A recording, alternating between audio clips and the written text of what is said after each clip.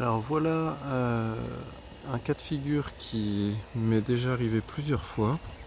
On a donc le robot qui se retrouve dans une zone qu'il ne peut pas monter. La pente n'est pas très forte mais l'herbe est humide aujourd'hui. Et malgré la présence d'un GPS dans l'appareil, donc c'est un Gardena Smart Life 750, eh bien l'appareil ne se rend pas compte qu'il fait du surplace. Donc il n'y a pas manifestement de lien entre la position GPS et le fait que les roues tournent sans qu'il y ait de variation justement de cette position GPS. Alors c'est peut-être un correctif que Gardena fera un jour. On voit qu'il y a bien les deux roues qui tournent. Donc le robot croit qu'il avance, mais en fait il fait du surplace. Alors là par magie il vient sans doute de s'en rendre compte, mais c'est un cas de figure qui arrive souvent. Et voilà, donc il refait la même chose tout de suite.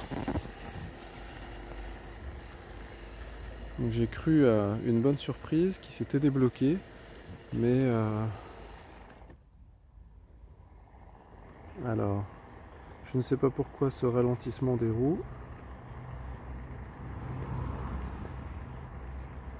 On a toujours les deux roues qui tournent en même temps.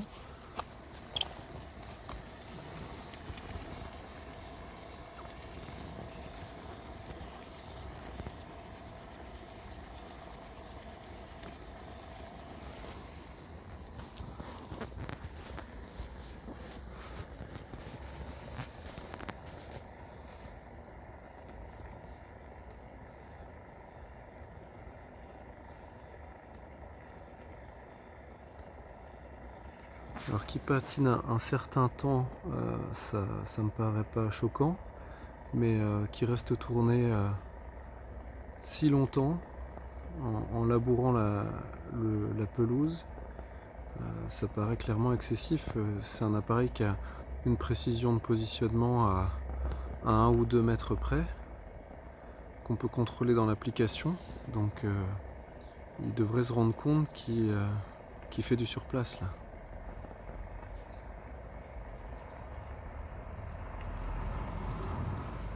Donc c'est forcément pas terrible pour la mécanique, pour les bandes de roulement,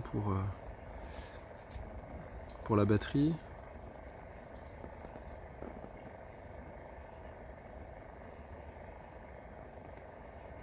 Donc là on en est à 3 minutes, mais sachant qu'il avait quand même fait un mouvement de recul tout à l'heure.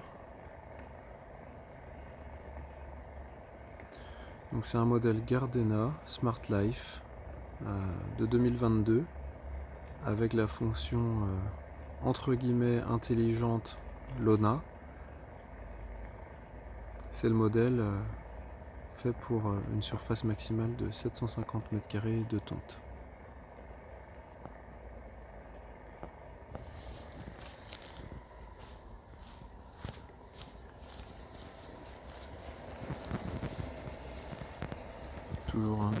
Toujours les deux roues qui tournent à la même vitesse. Il n'y a pas de problème de moteur, il n'y a pas de problème de transmission.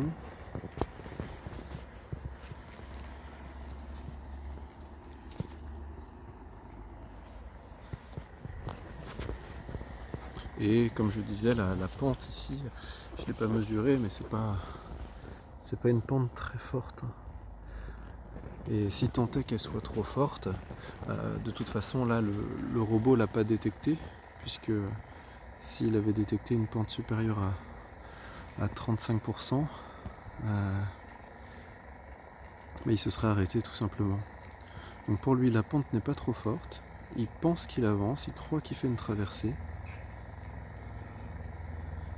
et son GPS ne l'alerte pas qu'il fait du surplace.